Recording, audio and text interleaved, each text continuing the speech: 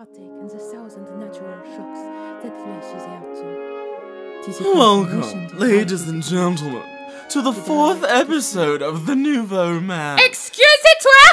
Silence, please! I am rehearsing! 1,000 apologies, madam. I'm filming a biography of Alphonse Mucha. Ah, fancy! Mon cher ami, why didn't you say so? You may continue, but keep it down! Of course, madam. Actress Sarah Bernhardt is fondly remembered as the subject of many of Mucha's most important works, having served as Mucha's faithful muse for many decades. That is not how it was! After he plucked her out of total obscurity, elevating her career out of the gutter into the glow of his magnificence. Madam, please.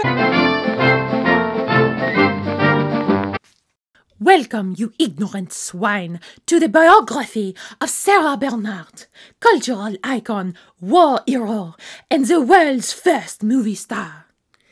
I was born in Paris, sometime in 1844, perhaps October. My birth certificate was lost in a fire, so it is hard to say. My mother, Yule Van Aert, emigrated from Holland to Paris, because at the time France was the only country in Europe where Jews could be citizens. She earned a glamorous but precarious living as a fancy prostitute. I think she loved me, but... Not now, Sarah. Mommy's with a client. It is hard to say. We had a complicated relationship, but after she died, I hijacked an hot air balloon to scatter roses on her grave. But I am getting ahead of myself. Mama left me with a series of nursemaids who took care of me until I was old enough for school. Au revoir, Sarah. Be good while Mommy's gone. It was not my favorite. Meanwhile, my father, well, I know who he is, but I am not telling you. He was a rich client of my mother's, likely with a distinguished career and another family with legitimate children. So my existence was not particularly convenient for him. Still, he visited occasionally, and we were very fond of one another. Yes, jolly good. Glad to hear it. Papa paid for me to attend Catholic school, even though I am Jewish, which was exactly as problematic as it sounds. But I didn't mind so much. The nuns were kind to me. I had lots of friends, and best of all, the day I was baptized, both of my parents attended the ceremony. It was the only time I ever saw them together, and it remains one of the happiest memories of my life.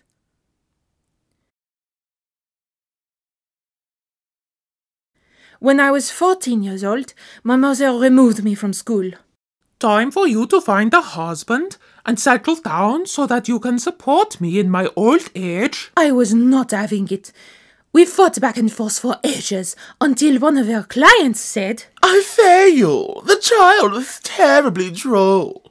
Perhaps you should enroll her in the conservatoire. And so it was that I was enrolled in the Conservatoire des Arts Dramatiques, the beginning of my acting career. After the Conservatoire, I worked for many years acting at the Odeon Theatre. During the Franco-Prussian War, I converted the theatre into an hospital for wounded soldiers and converted my own dressing room into a chicken coop so that they would have plenty of fresh eggs. I would have done the same during the First World War, but of course by that time I was so famous and so beloved by the people of France that the German army was hunting me specifically in order to crush the French spirit, so I reluctantly allowed myself to be evacuated.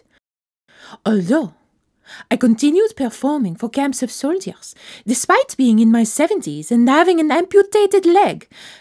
But again, I am getting ahead of myself. When I was 20, I got knocked up by the Crown Prince of Hungary. My mother kicked me out because she said, I cannot bear the shame of having an unwed mother in the house. Which is pretty rich coming from her. But it was nice having my own place for a change. Instead of a bed, I purchased a coffin, in which I slept alone every night for the rest of my life, which I think we can all agree is a fucking mood, if ever there was such a thing. I even took my coffin with me when I travelled, which I often did, on theatrical tours of Europe and North America. My tours enjoyed such success that in the 1880s I purchased my very own 1,700-seat theatre in Paris, which I named after myself, of course. I took charge of every aspect of my theatre, from the casting to the costumes, from the decor to the posters. It was during this time I met and befriended a young artist by the name of Alphonse Mucha, and benevolently permitted him to execute my portrait many times for use in my posters and other promotional materials. He was only one of many artists upon whom I bestowed the honor of my countenance, but I particularly liked his style, and he was super cool about me being Jewish, which again, the bar is on the floor, but that's how it was. Upon the advent of film and cinema, I was the obvious choice to star in such things. I did not care for film at first, but gradually I came to appreciate and even love it. I starred in Hamlet, La Tosca, La Dame aux Camélias, Mère Française, and many others. During my final role in L'Orient, at 78 years of age, I became too unwell to travel to the studio to continue filming. So, I had them construct a film studio in my own home. And when I became too infirm to walk down the stairs, I had them move the studio into my bedroom, so that I could continue acting until the very moment when I perished from the earth.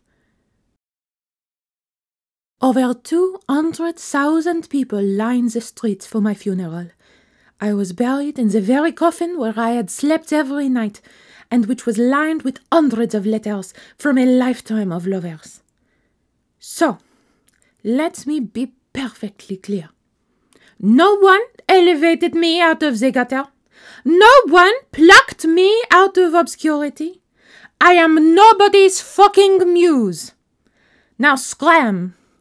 I have to rehearse.